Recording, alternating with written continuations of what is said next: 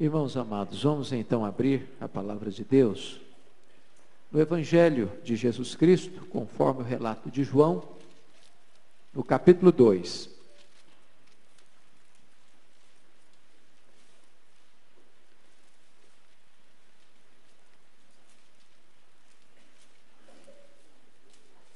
João capítulo 2.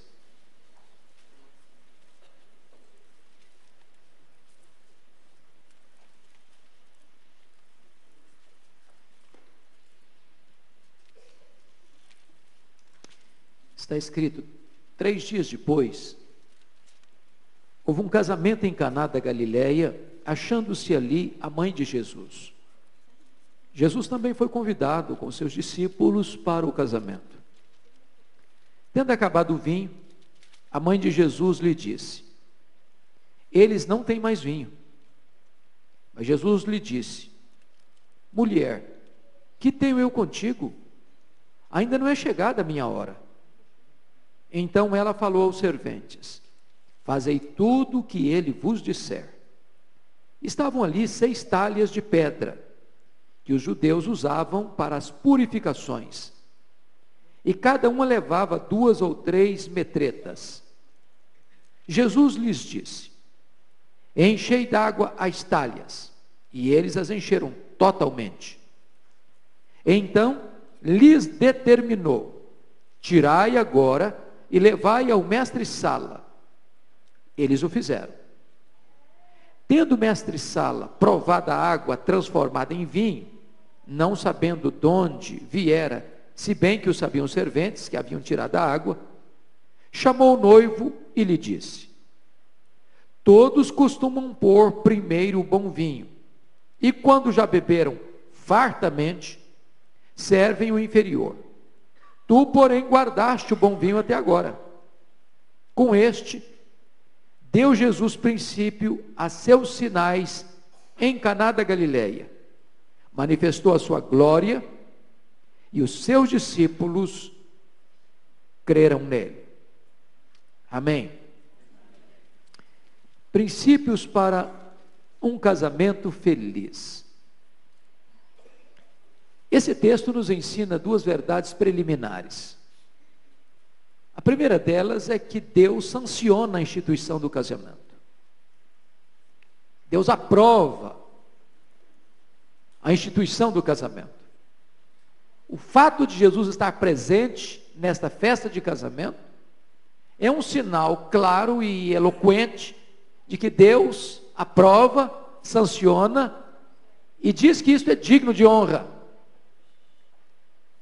Então jamais poderíamos concordar com qualquer doutrina, com qualquer ensino, com qualquer orientação que não tenha essa vertente, que o casamento é digno de honra, que Deus instituiu o casamento, que o casamento tem o aval de Deus, o selo de Deus, a aprovação de Deus. A segunda coisa preliminar que esse texto diz é que também é legítima a cerimônia de festa de um casamento. E o fato de Jesus estar presente significa que ele referendava essa festa, que ele apoiava essa festa, que ele tinha prazer nesta festa. E isso é maravilhoso, porque Jesus está conosco nas horas mais difíceis da vida, mas Ele está conosco nas horas mais felizes e de celebração da vida. Ele está do seu lado quando você está no vale, Ele está do seu lado quando você está celebrando uma festa. E aqui então eu gostaria de, à guisa dessas 2 falas introdutórias, trazer alguns princípios que podem, penso eu, serem muito importantes para que o casamento seja um casamento feliz. A primeira coisa que esse texto nos ensina é que a presença de Jesus é fundamental para um casamento ser feliz. Quando um casal toma essa decisão, ou os pais preparam uma festa, tem muitos componentes que são pensados, contratados e pagos, às vezes exorbitantemente, inclusive. Se pensa na festa, se pensa nos convidados, no local, na música, na ornamentação, no cardápio, no que vai ser servido, qual vai ser o contexto dessa festa, o traje. Mas, via de regra, poucos casais pensam na necessidade imperativa da presença de Jesus nessa festa, da presença de Jesus nessa casa, da presença de Jesus nesse lar. Vamos sair um pouquinho da festa, vamos pensar agora na vida conjugal. Quantas vezes as pessoas se preocupam: onde eu vou morar? Tem que alugar? Já tem casa própria? Preciso fazer os móveis, os utensílios, o enxoval. E se pensa em tanta coisa, se prioriza tanta coisa, e tantos às vezes passam despercebidos que o mais importante ingrediente para que um casal seja feliz, para que uma família seja feliz, é a presença de Jesus. Há quantas pessoas hoje que moram tão bem, regiamente, nobremente, mas não são felizes. Tem tudo que o dinheiro pode comprar, mas não são felizes. Fazem uma festa de arromba, mas voltam para casa com o coração amarrotado. Convidam as pessoas mais ilustres, mas o sorriso é postiço. Porque onde falta a presença de Jesus, falta o principal, falta o essencial, falta aquilo que é o alicerce da verdadeira felicidade. É só na presença de Deus que tem plenitude e alegria.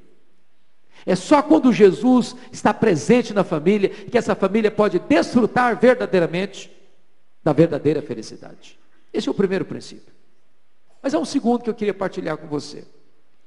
É curioso que está escrito assim no verso 3: tendo acabado o vinho, a mãe de Jesus lhe disse: eles não têm mais vinho. E aqui entra um princípio curiosíssimo, é que Jesus está presente, e mesmo presente, o vinho acabou. E o que significa isso? Se você ler na Escritura, você vai ver que o vinho é um símbolo de alegria. E às vezes, mesmo quando Jesus está presente, o vinho da alegria pode acabar dentro de casa. Eu estou falando para um grupo de cristãos. Eu quero crer que, se não todos, a maioria de vocês aqui são cristãos, que professam o nome de Cristo, que creem no Senhor Jesus. E você sabe que dentro da nossa casa, às vezes, mesmo sendo nós cristãos, um lar crente, fiel a Deus, às vezes há momentos em que a alegria vai embora, que é uma hora de tristeza, que é uma dor na alma, que as lágrimas rolam pelo rosto, que há um nó na garganta, que há um aperto no coração, que é uma tristeza que ronda, entrincheira e encurrala e empareda a nossa vida. É curioso isso. Porque ser crente não é viver a vida inteira no cume de um monte. Ser crente não é passar a vida inteira numa montanha de transfiguração. Ser crente não é viver blindado das vicissitudes normais e naturais da vida. Mesmo quando Jesus está presente, a doença chega. Mesmo quando Jesus está presente, a crise se estabelece. Mesmo quando Jesus está presente, a situação financeira às vezes se agrava. Mesmo quando Jesus está presente, é possível que duas pessoas crentes, marido e mulher crentes, possam ter um desentendimento. Irmãos amados, líderes de igreja, podem ter um desentendimento, como Barnabé e Paulo tiveram. Então, se na sua casa um dia o clima ficou pesado, se uma nuvem escura cobriu a sua casa, se a tristeza um dia bateu a sua porta, se as lágrimas um dia suplantaram o brilho da alegria, saiba que você não é uma exceção. Não se desespere. Mesmo quando Jesus está presente, o vinho pode acabar. Nesse caso aqui, o vinho acabou na festa. Tem casamento que às vezes enfrenta lutas antes da festa acabar. Mas há um terceiro princípio que eu gostaria que você olhasse comigo. E o terceiro princípio é que é muito importante que o problema que está gerando essa tristeza seja identificado rapidamente. Rapidamente. E é curioso que no verso 3 está escrito: tendo acabado o vinho, a mãe de Jesus lhe disse: eles não têm mais vinho. A ideia do texto é que imediatamente após acabar, foi diagnosticado o problema. Porque um dos graves problemas da família hoje é que às vezes os problemas estão lá, estão acontecendo, estão pulsando, estão latejando, estão girando, e ninguém nota, ninguém diagnostica, e ninguém percebe, ou às vezes ignora, ou às vezes empurra para debaixo do tapete, ou às vezes adia a solução, ou às vezes tem medo de enfrentá-lo. Notem isso, irmãos. Quanto mais cedo você identifica a causa do problema e ataca esta causa, mais fácil é para resolver o problema. É aquela conversa que precisava ter tido e não foi tido, e não tiveram ainda. É aquele enfrentamento que precisava ter tido e não aconteceu ainda. É aquele despojar-se de atitudes, de posturas, que tem trazido problemas para a família e que ainda não teve nem humildade, nem coragem para resolver. Mas sabe o que me impressiona? Quem é que identificou o problema? Maria. Eu não sei por que Maria identificou o problema. Os comentaristas levantam uma série de questões. Não, Maria não foi nem convidada. Maria foi convidada ali para ser uma espécie de gestora daquela festa. Ela era administradora do casamento. Não tem isso hoje, a gente não contrata uma pessoa para gerenciar. A família fica meio lá, tranquila, só curtindo a festa. Mas uma pessoa é contratada para ver os problemas, para ver, está faltando isso, está faltando aquilo, leva aquilo outro, faz isso, faz aquilo outro. Alguns estudiosos dizem que Maria foi contratada para isso. Outras pessoas dizem, ela foi apenas convidada, como qualquer outra pessoa havia sido convidada. Mas eu quero destacar esse ponto. Via de regra, as mulheres têm uma percepção mais aguçada que os homens. Já notaram isso? O homem,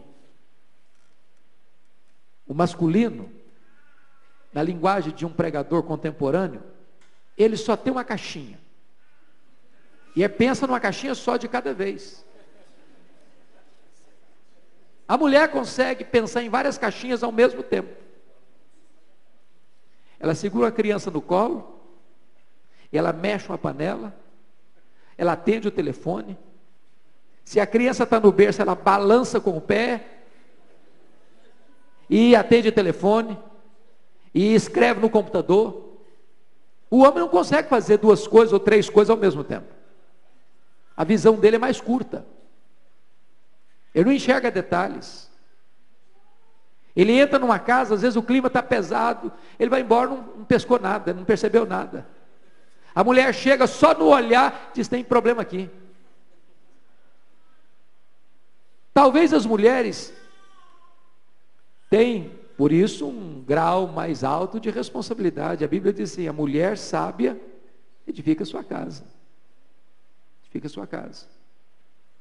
Mulher virtuosa lá diz que fazia bem ao seu marido todos os dias da sua vida. Impressionante isso. Porque, por outro lado, tem alguns também que é melhor morar no eirado, morar no deserto. Faz mal todo dia. Mas que coisa fantástica é que a mulher tem essa percepção. Diagnostique os problemas. O que é que está incomodando a sua casa? O que é que está afligindo o seu lar? O que é que está roubando a alegria da sua família? O que é que está tirando o brilho dos olhos das pessoas que moram debaixo daquele teto? Quais são as causas? Quais são os perigos? Identifica isso, diagnostica isso. Quarto princípio, vamos olhar aí. Depois que você identifica o problema, a quarta coisa que tem que ser feita é levar o problema com urgência para a pessoa certa. Agora pense comigo se Maria tivesse tomado a seguinte atitude: contado para as amigas dela: olha, essa festa vai passar uma grande decepção. O administrador dessa festa não calculou direito provisão e convidado. Existe aí um abismo entre o que se convidou e o que se fez. Entre a receita e a despesa tem uma diferença enorme. Esse negócio não vai dar certo. Aliás, já está faltando vinho. E de repente, naquela festa haveria o quê? Murmuração. E você sabe que nada atrapalha mais uma família do que murmuração. Murmuração é a reclamação que passa de boca em boca, de ouvido em ouvido. De repente o clima fica tenso, de repente se mistura água no vinho, e de repente você perde o sabor da festa. Não, Maria não murmurou, Maria não levou o assunto para outras pessoas, Maria não fez daquela necessidade uma fofoca para alarmar a situação. Ela prudentemente levou o assunto à pessoa certa, a Jesus. Quando você identifica um problema dentro de casa, a primeira coisa que ele tem que fazer é levar esse assunto para Jesus. Porque já pensou quando você expõe a sua família ao ridículo? Quando você solta ao vento as fraquezas do seu marido, da sua esposa, dos seus filhos, de seus pais. E de repente, essa pessoa já fica até com dificuldade de andar em público ou naquele ambiente, porque ele foi tão minado, ele foi tão solapado, ele foi tão desacreditado, ele foi tão criticado, que ele já se sente desconfortável. Nós precisamos identificar o problema e levar o problema à pessoa certa, a Jesus. Vocês já perceberam que até numa reunião de oração a gente pode correr o risco de exercer maledicência? A pessoa levanta e fala: eu queria pedir oração para o fulano de tal. Olha, você precisa saber o que ele está passando, viu? Está encrencado, hein? Que o cara está encrencado. E aí dá a ficha do cara todinho. E aí desmorona o cidadão todinho, desconstrói a vida todinho. Agora vamos orar por ele? Depois já minou o cara, já arrebentou com ele. Maria fez diferente. Ela levou o assunto secretamente, cuidadosamente, e colocou este assunto aos pés de Jesus. Quinto princípio, confira comigo. Quinto princípio. Depois que você leva o assunto a Jesus, você tem que parar para entender outra coisa. Você precisa aguardar o tempo certo de Deus agir. A resposta de Jesus para Maria é emblemática. Ele diz assim: mulher, que tenho eu contigo? Não é chegada a minha hora. Muitas coisas precisam ser esclarecidas aqui para não ter confusão. Primeiro, é que dentro da nossa cultura a gente fica chocado com Jesus se dirigindo à sua mãe, chamando-a de mulher. Não é verdade?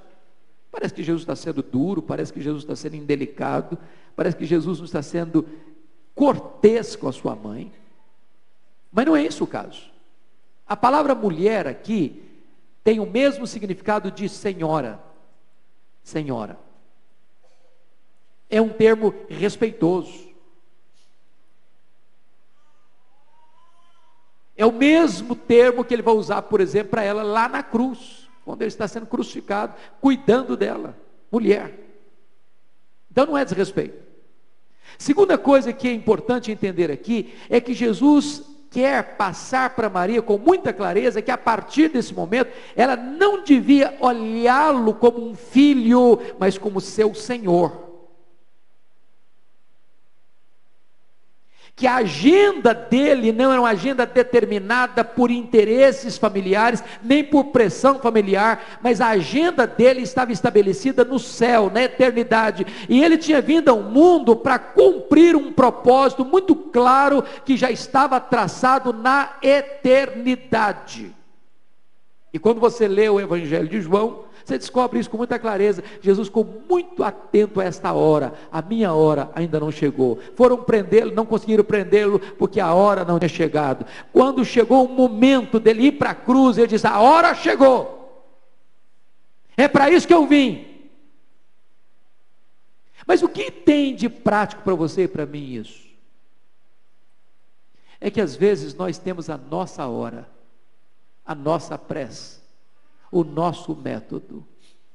E quando nós endereçamos uma súplica a Deus, às vezes nós queremos que Deus atenda no nosso tempo, do nosso jeito, na nossa hora. Nós fazemos até a liturgia do culto para Deus manifestar-se a nós. Jesus não se submete à nossa agenda. Ele não se deixa pressionar. Ele age dentro do seu tempo, ao seu modo, para o louvor da sua glória, dentro da agenda do Pai, e não dentro da agenda da família terrena. Temos que entender isso. Senão nós nos frustramos com a oração. Porque às vezes a gente pensa que orar é determinar para Deus o que Ele vai fazer, impor para Deus a nossa vontade, querer que Deus se submeta à nossa agenda.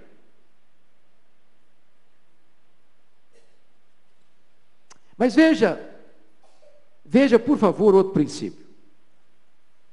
Vamos ver o sexto princípio.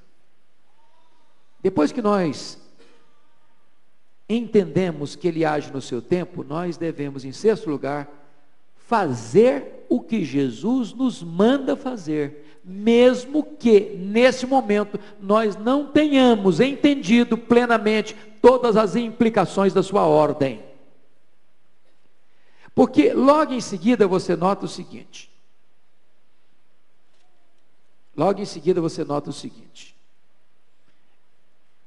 Então, versículo 5.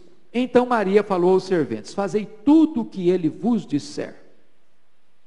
Jesus ainda não tinha se manifestado como Messias publicamente. Ele não tinha feito nenhum milagre até então. Jesus tinha sido convidado também para a festa, e ele foi com seus discípulos. Maria está dando uma palavra aqui para os serventes, e a palavra da Maria para os serventes não é: não faça o que eu mandar, não, fazei tudo o que Jesus vos disser. Aliás, a última palavra de Maria registrada nas Escrituras é esta: fazei tudo o que Jesus vos disser. E aí pense comigo nessa cena. Aí Jesus chega para os serventes e diz assim para eles: tinha 6 talhas lá. Cada talha daquela levava em torno de 100 litros. Eram talhas de purificação. Mas por que tinha aquelas talhas ali? Porque os judeus não comiam sem lavar as mãos. Então, era ritual deles, era cerimonial para eles. Não podia ir para uma festa e comer os quitutes, os salgadinhos, os bolos e as iguarias da festa sem lavar as mãos. Então tinha que ter aquele negócio lá. Aí Jesus chega para os serventes, 6 talhas de pedra, que eram para aquelas cerimônias, e diz para eles assim: enchei d'água as talhas. Eles podiam olhar estranhamente para Jesus. Não estou entendendo, não. Para quê? Por quê? Não está faltando água aqui, não. A essas alturas, eles já deviam saber, está faltando vinho aqui. Tem hora, queridos, que nós não conseguimos alcançar todas as ordens que Deus nos dá. Seu papel nem sempre é entender tudo, é obedecer o que Ele manda. É obedecer. Ainda que você não esteja alcançando toda a extensão da ordem, toda a complexidade da ordem, todas as implicações da ordem. É crer e obedecer. Fazei tudo o que Ele vos disser. Enchei de águas talhas. E o texto diz que eles as encheram pela metade. O que está escrito? Totalmente. Não dá para obedecer em parte. Não dá para a obediência ser parcial. A obediência é total. Obediência parcial é sinônimo de desobediência total. O que aconteceu com Saul? Ele obedeceu em parte. E Deus, eu rejeito você. Você não me obedece. Você não me honra. Você não leva a sério a minha palavra. Então você não serve mais para ser o representante, o líder desse povo. Encheram totalmente. Então preste atenção nisso.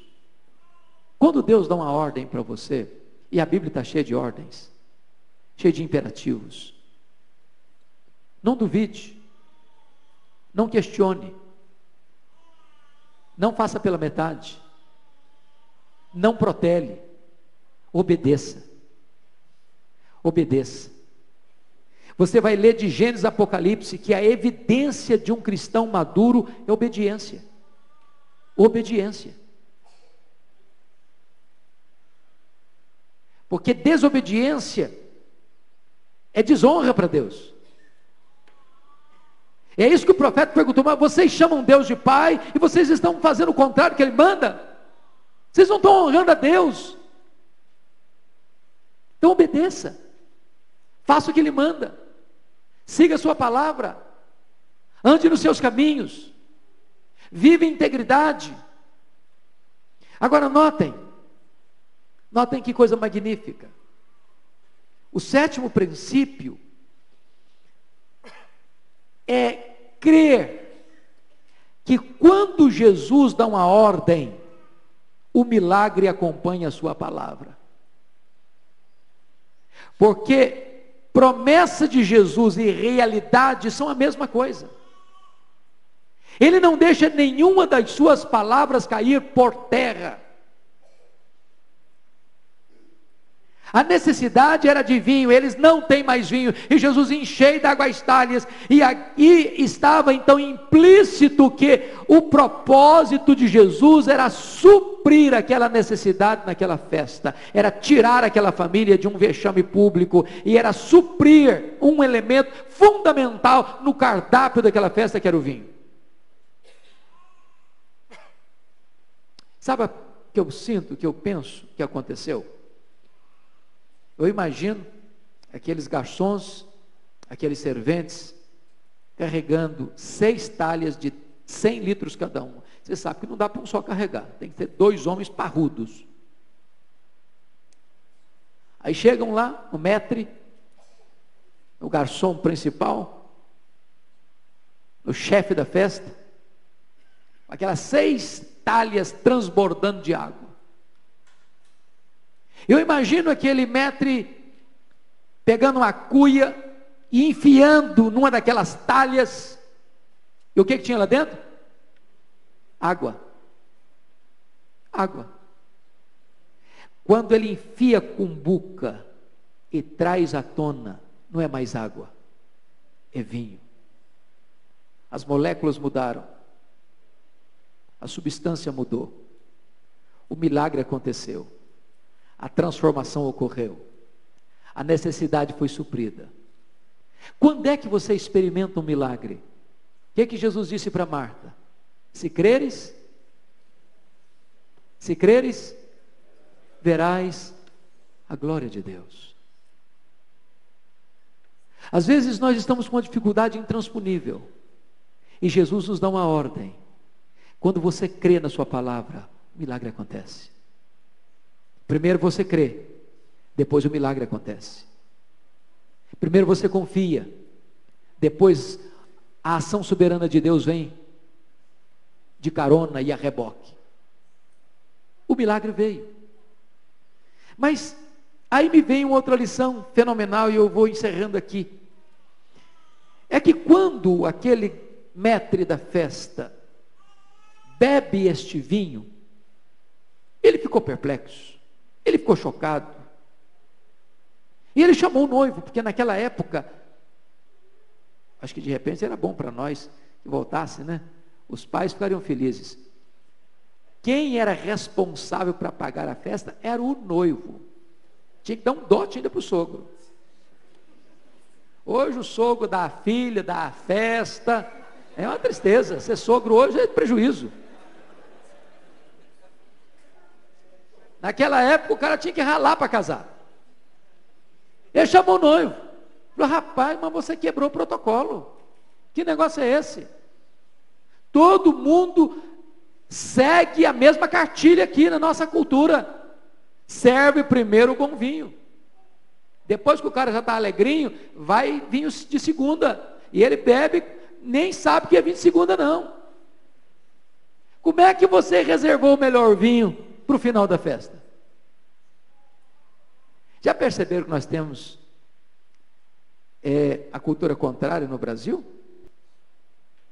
Vai para uma festa hoje de casamento, só começa a sair salgadinho ruim, só ruim, só ruim, só ruim. Quando você já não aguenta mais, aí vem camarão pitu, vem uns negócios chiques, aí você não aguenta comer mais, pronto. Você já foi embora, já cansou de esperar, uma meia dúzia só que experimenta. Não é verdade? A gente está começando, está contrário, está botando o vinho ruim primeiro, para depois servir o bom. Mas o que isso tem a ver com a gente? O que tem a ver com a gente é o seguinte, irmãos. Quando Jesus opera um milagre dentro da nossa casa, o melhor sempre vem depois.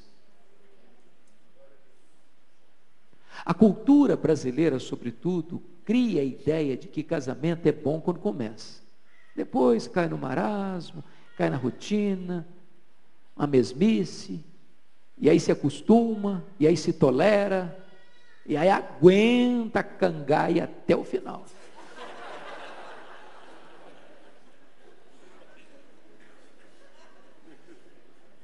À luz da Escritura, casamento é uma aventura cada dia melhor.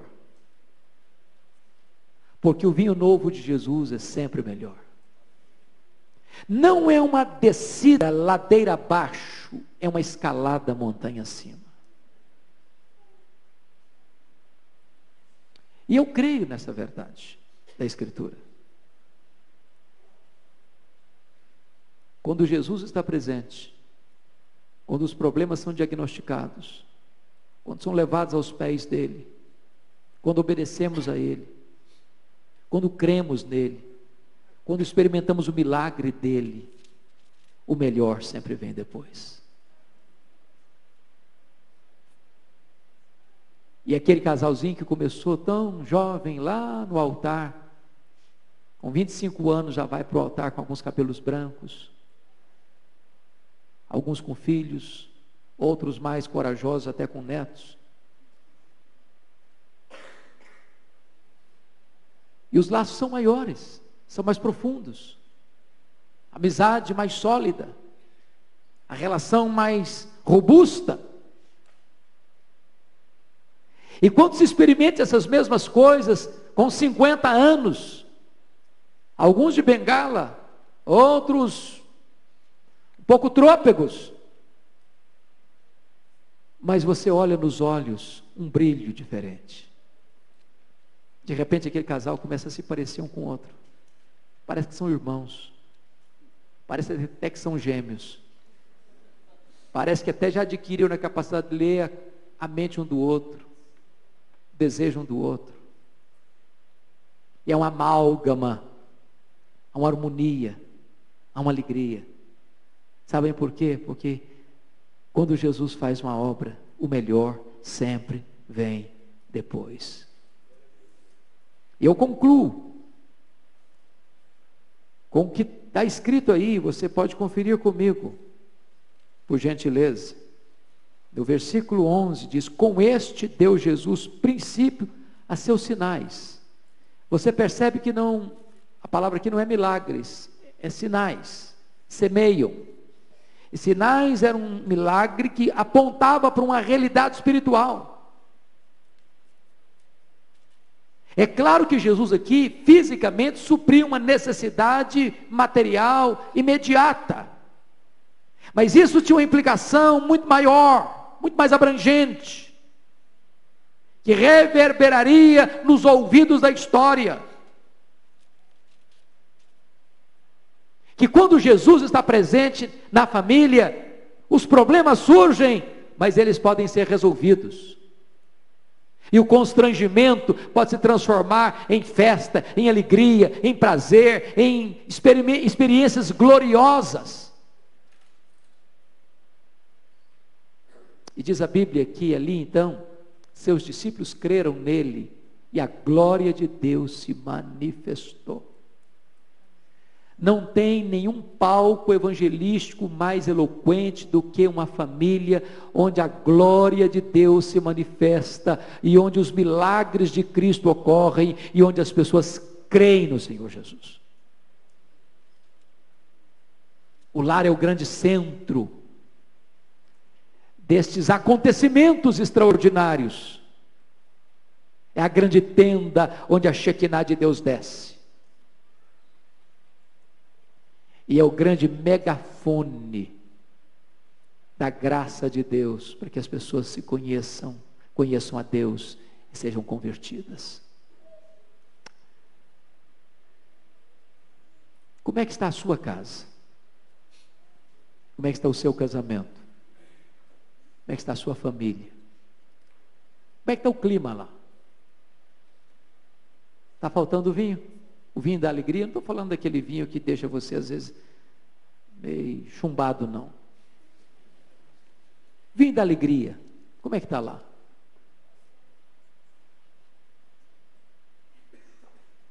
O ambiente está pesado? O clima está tenso? Tem muito tempo que não dá uma boa gargalhada ao redor da mesa? Tem muito tempo que você não abraça, não beija sua esposa, seu marido? Tem muito tempo que você não pega os seus filhos no colo para dizer para eles: vocês são tão preciosos para mim.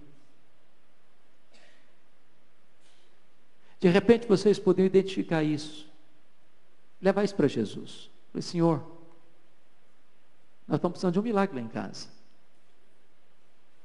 Nós estamos precisando, Deus, que a alegria volte à nossa casa.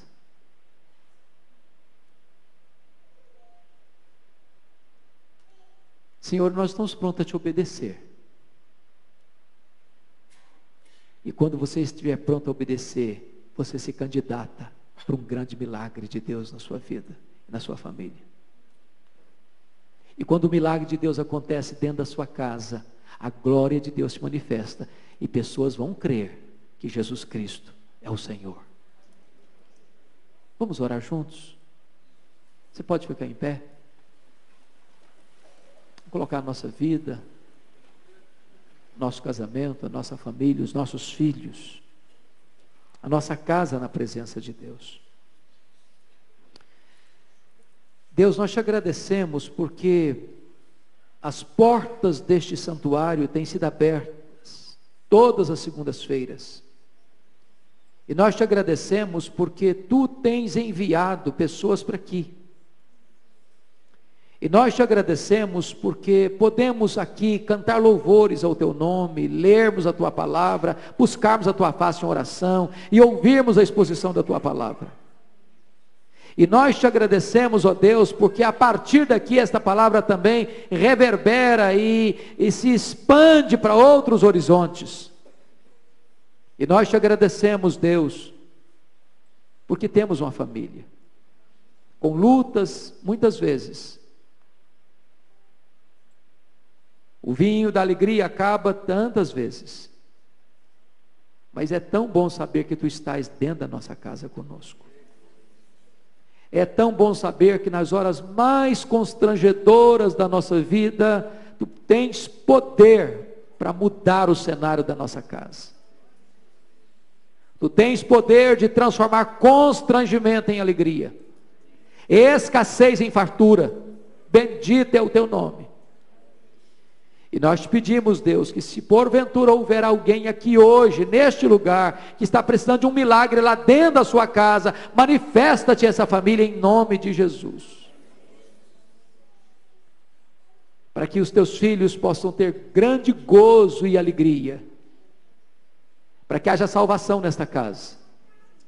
E para que a tua Shekinah jamais se aparte desta tenda, desta família. Em nome de Jesus. Para a glória de Jesus. Amém. Amém. Podem assentar, queridos.